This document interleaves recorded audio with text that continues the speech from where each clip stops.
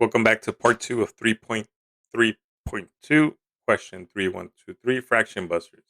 So examine the equation x over 6 minus 5 over 8 equals positive 4. It says multiply each term by 6, and then let's see what happens to any fractions remain. So if we multiply everything by 6, all right, we get 6 times x over 6. These two go away. You just get x by itself, and then 6 times 5, that's 30. So minus 30 over 8, and then 4 times 6 is positive 24. It says, do any fractions remain? And in this case, we can say yes, right?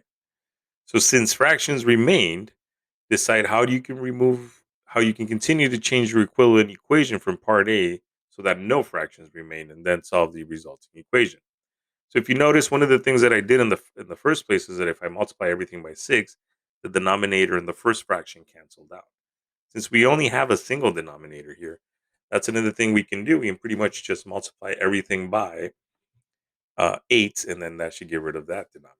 So here we're going to have uh, 8 times x is just 8x, and then 8 times 30 over 8 is just minus 30, equals 8 times 24, which would be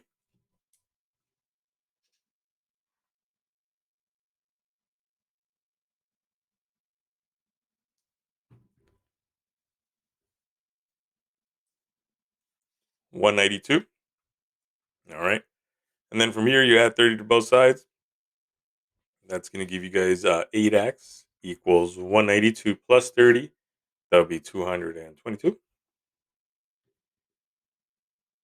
And then divide that by 8, and you guys get 27.75. So x equals 27.75.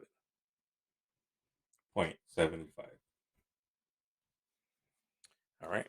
So this method of eliminating fractions from the equation is called fraction busters. Multiply the equations by the denominators is a way to undo the fractions. So use one or more fraction busters to solve each equation. Check your answer in the original equation. So here, if you notice, you have something over 3, over 2, and over 2. We can multiply everything by what we call the lowest common denominator. And remember, the lowest common denominator is just the lowest common multiple between 3, 2, and 2, which in this case is just the number that all three of those go into, which would be positive 6. So I can multiply everything by 6 here, and that should get rid of all the fractions at the same time. So 6 over 3 gives me positive 2, so that would be 10x. And then this becomes a 3. 3 times 15 is 45. And then this also becomes a 3, so that would be equals 15. All right, subtract 45 from both sides to start undoing. We're going to get 10x equals negative 30. Divide both sides by 10, and we get x equals negative 3.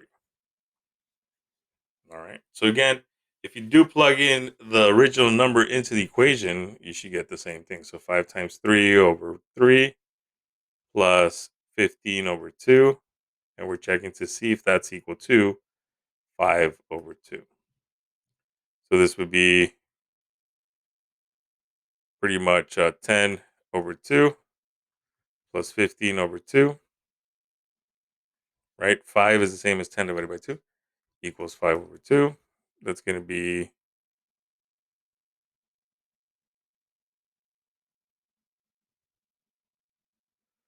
25 over 2. Does not equal 5 over 2. Okay. Oh, it's negative 3. That's why.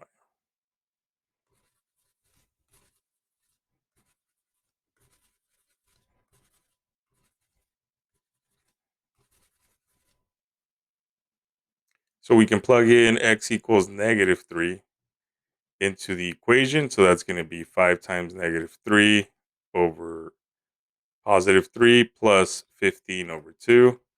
And does that equal 5 over 2? So this goes away. This becomes negative 5 plus 15 over 2 equals 5 over 2. Negative 5 is the same as negative 10 divided by 2 plus 15 over 2 equals 5 over 2. So we can say that 5 over 2 does equal 5 over 2. So it does check off. All right. So let's do the same thing for the next one. You have 5 over x minus 2 equals negative 11 over 8. So one of the things you want to do here is, again, you want to make sure that you get rid of the fraction. And here you have two denominators, x and positive 8. So we can say 8x. We're going to multiply everything by 8x.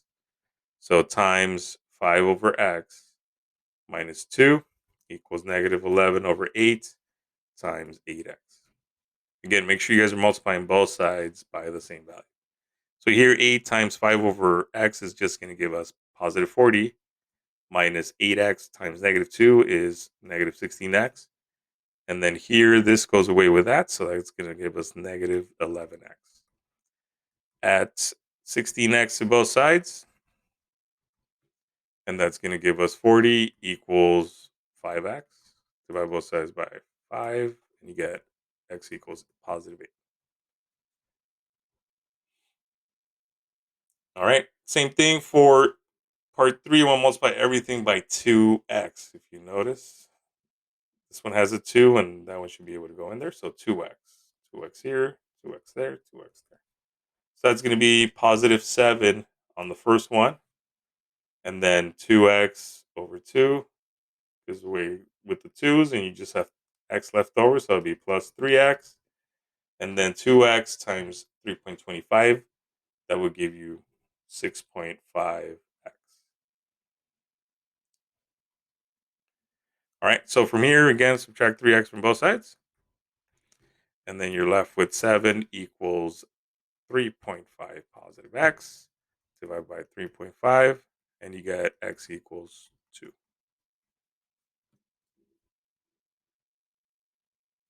All right, so examine the equations in part C, problem 3.123. Are there any inputs or any values of x that are not allowed in the equation? So here, if you notice, there's a 2 and there's an x in the denominator. So every time you see an x in the denominator, you got to be careful. So the only one that usually is not allowed is x cannot be 0. So we can say x cannot be 0. All right. If a value of x is not allowed as an input, it is also not allowed as a solution. Why not? So in this case, right, if I put 0 in there, that means we don't have a defined value. That's what it's called. When we divide by 0, we call it undefined. So we do not have a defined value.